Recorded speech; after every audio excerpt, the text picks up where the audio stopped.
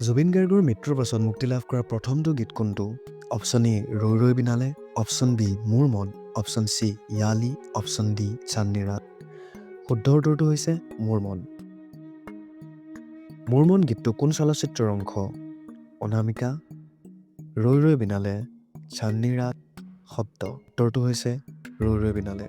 কোন এলবামৰ বাবে জুবিন গাৰ্গে 1996 চনত চেনেল ভি মিউজিক আৰু স্ক্ৰীণ এৱাৰ্ডছত শ্ৰেষ্ঠ ভাৰতীয় পপ এলবামৰ সন্মান লাভ কৰিছিল? অপশ্যন এ বলো তাৰাৰা, অপশ্যন বি দুলে দুলে, অপশ্যন চি চান্দনী ৰাত, অপশ্যন ডি অনামিকা।